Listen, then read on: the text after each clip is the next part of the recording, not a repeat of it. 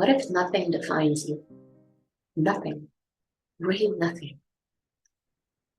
You're not a man, you're not a woman. You're not loving or unloving. You're not cold or affectionate. You're not even a mom or a brother or a sister or a son or a daughter. What if all that doesn't have the capacity to land upon who and what you are truly?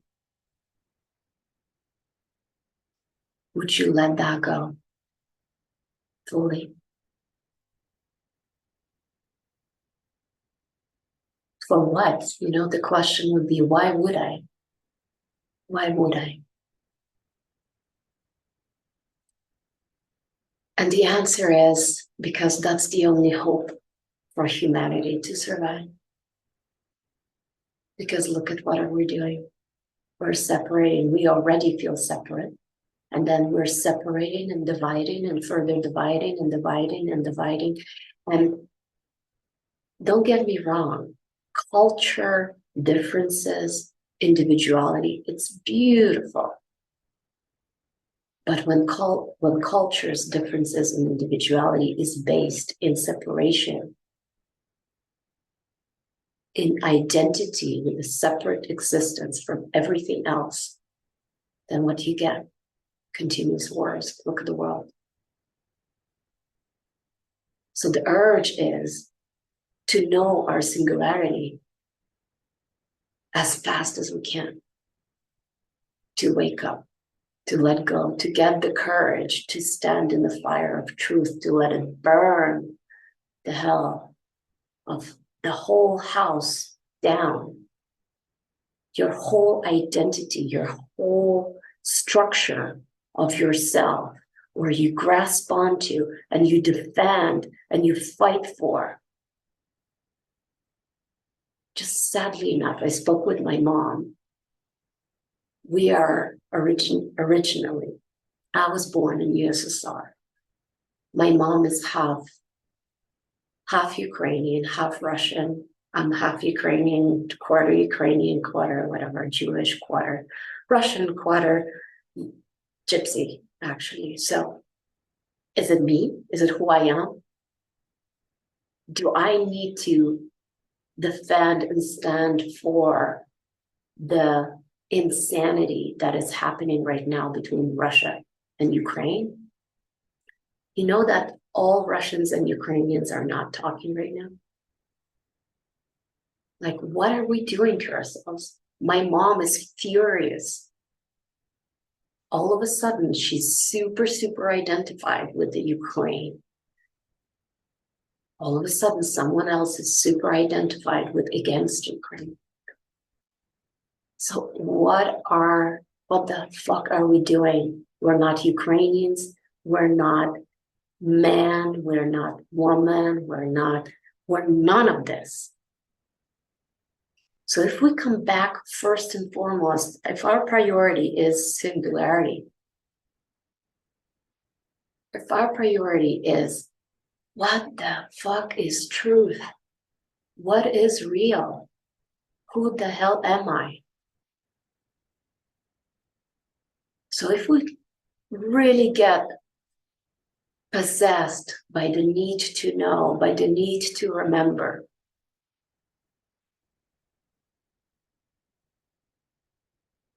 then life has no choice but to move in that direction.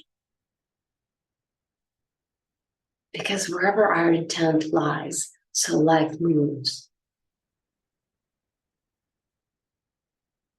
And that doesn't mean years and years of seeking. You have to make it alive. When we make it alive, when we make our inner fire for truth, that yearning, that longing, whether it's for you, for me, was actually to belong, to know I am one with the sacred, the absolute, the cosmic mother. For whoever it is to get out of suffering. For someone else, it is probably the journey and the urge and the thirst for truth. So whatever it is, we just need to start opening our eyes, inner eyes, inner eyes. What are we believing? What are we still holding on to? What are we still grasping onto? What are we identifying with? And we have all these wonderful, amazing tools. Meaning between all the ancient technology, like meditation, shamanic medicine journeys, breathing, whatever, qigong, whatever is your thing, zen, whatever it is, prayer. But dive into it fully, completely. Let it swallow you fully, so that nothing is left of you. Nothing is left of you, because you are nothing. You are so goddamn nothing. And when the mind hears that, it's like, what? I'm nothing?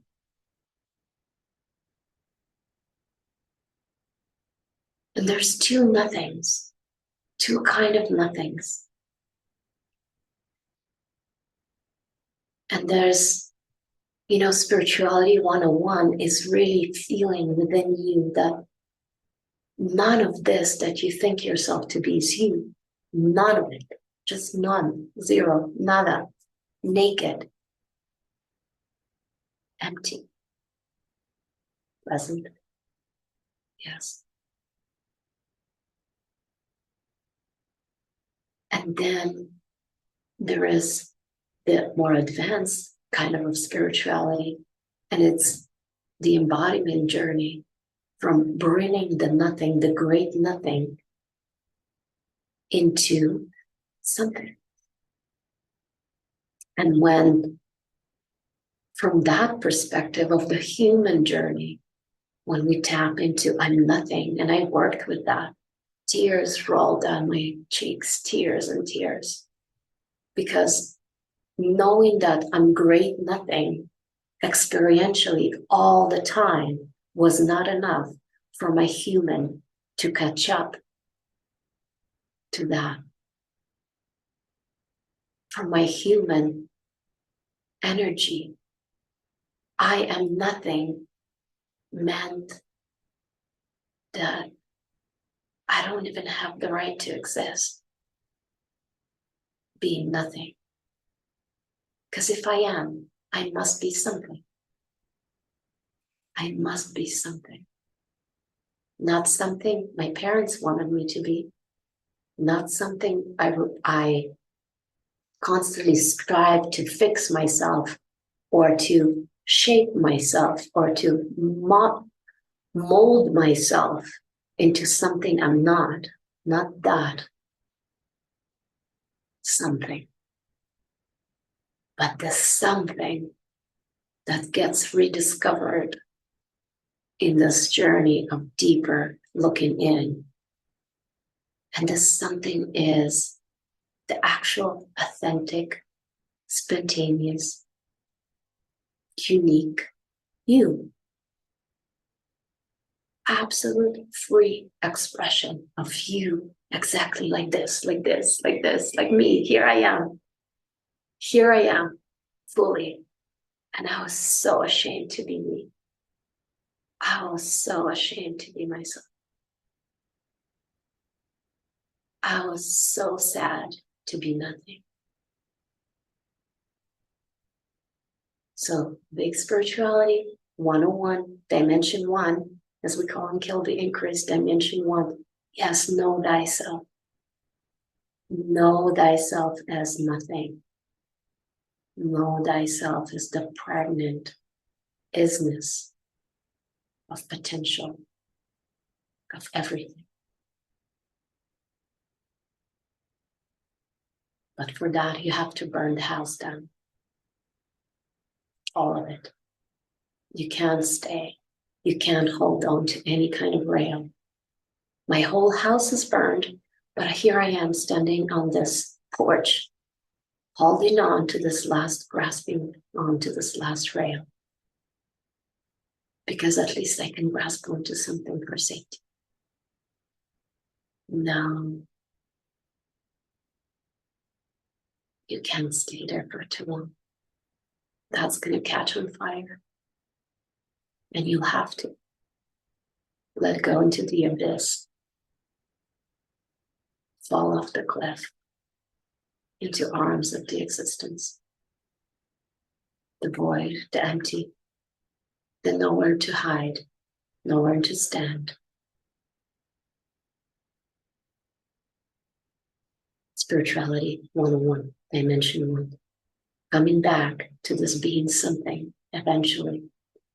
Life comes back and then gets into all the dark corners of our human existence to uplift, to recognize all the unconscious ways of where we're still hiding, of where unconsciously we still believe to be not whole.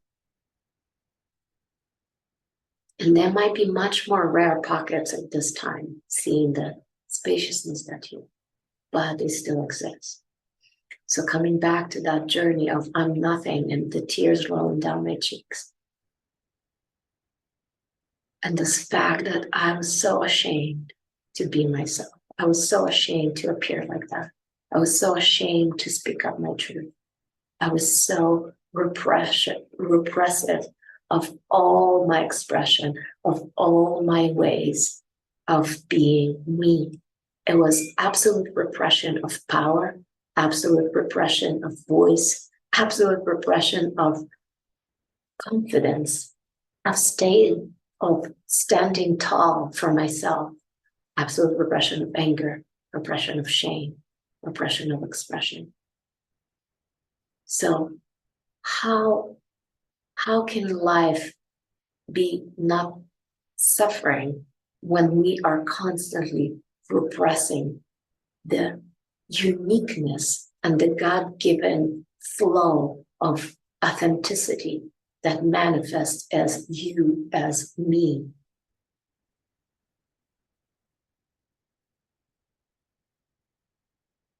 How could that be different? So only when we move through these layers and we uncover all the repressed emotions and all the repressed energy we shove down so hard in the deep, deep unconscious, this huge repression of self, authentic self. And it's not the authentic self somewhere out there. It's not that I'm going to align with my authentic self out there. No, it's a freaking free flow of just this, the isness, the one, poof, being constantly born, being constantly manifest as many, as authentically you, unique you, simple, very, very simple you. What does it look like being you? What does it look like?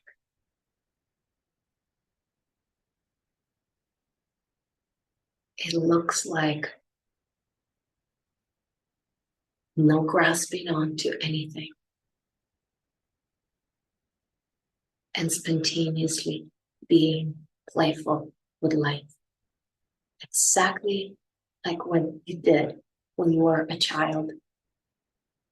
Unfortunately, if some of you have experienced traumatic entry into this world, you might have found maybe your childhood even then was restricted. But even then, I am sure you had bursts of spontaneity, of joy, of presence, of living carelessly because you were taken care of. And it's regaining the same trust. There you were dependent on your family. on your caregivers. But when we come back full circle, we understand that just by being ourselves, just by being free, uncontrived version of me, purely me, that takes care of itself. Life takes care of itself. Just your authentic sharing is going to be monetized for you to be able to live comfortable, fulfilling, at ease with the unknown, and not even knowing what's the big for future thing that's going to happen. You're no longer worried. You're no longer identified with the past. You're no longer projecting into far future. You might have a vision. You might have a sense, right? A sense of you, of how is it, how does it look like being you, maybe not even in a concrete term of time, but just how does it look to be mature you? Oh, it looks like this. Because it is already known, it's already happened, it already exists. You can tap into. The unknown is the fact that I have no idea of how this mature me, what are the steps to get there? I have no idea. Well, why would I limit myself by having an idea? So why would I limit myself having an idea of how my future looks?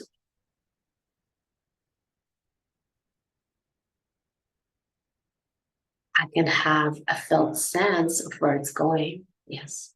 Mm-hmm. But with the amazing trust like we had, hopefully in your childhood, you might have experienced some sort of a trust in having food on your table, having a roof over your head, hopefully. You are lucky enough. So it's the same. It's the same. When you just surrender and just fully let everything, all this preoccupation of trying to figure out life lives itself. Life finds an outlet to express yourself exactly in your specific knowledge, in your authentic expression, in your integrity with yourself, with your values, with who and what you are as the human expression of that nothing. Is that something? But not something we need to fix or create. It's something that is already known, and being repressed most of our lives.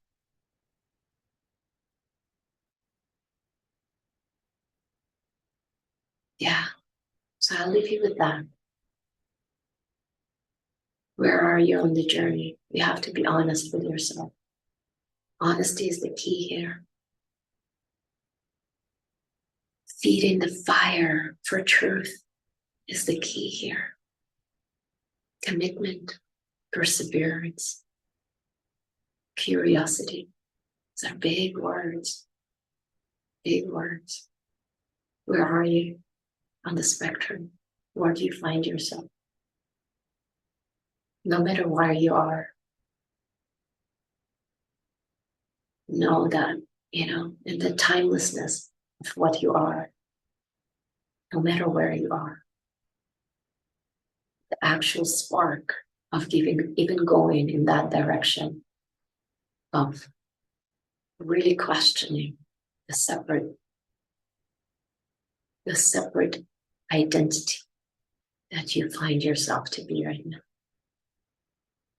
This constant energy going out of constantly recreating that, even unconsciously, right? Unconsciously, we're constantly believing, there's constantly repressing oneself, there's constant commands that are running. Be a good boy, be a good girl, be successful, Be smart, be intelligent.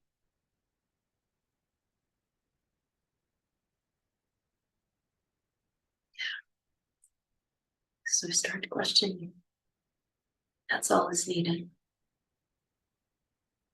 You might be surprised if you commit to this, how fast you might find the actual freedom that you are in the global scale and an individual scale.